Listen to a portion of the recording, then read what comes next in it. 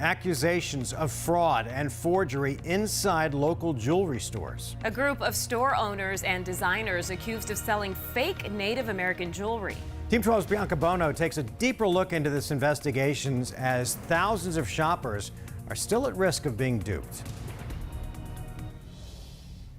Well, Mark Caribe, it's one of the busiest times of the year in Arizona, which means many of us are bringing our friends and family shopping to places like right here in Old Town Scottsdale.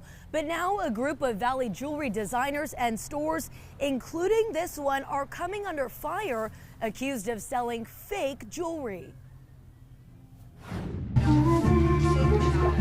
Tourists filling the streets of Old Town Scottsdale, flowing in and out of the unique stores, most of them advertising authentic Native American goods.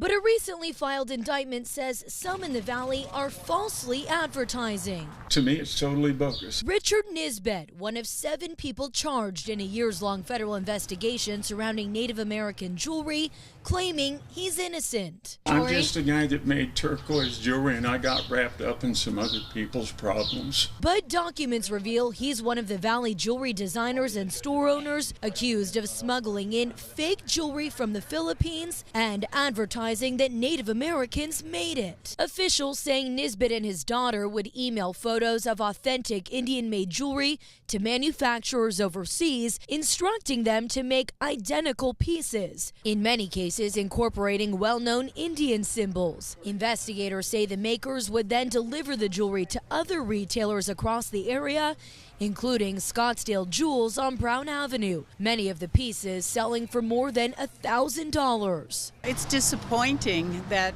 there's such an explosion of imitations. Shoppers in Old Town saying they'll do their research before making another purchase. I think you have to be careful. Meantime, Nisbet says he plans on fighting the allegations. It never misrepresented anything.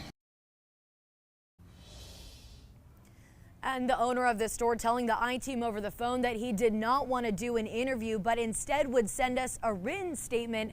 So far, we have not received one. We're live in Old Town Scottsdale tonight. Bianca Bono, 12 News at 10. All right, Bianca, thanks.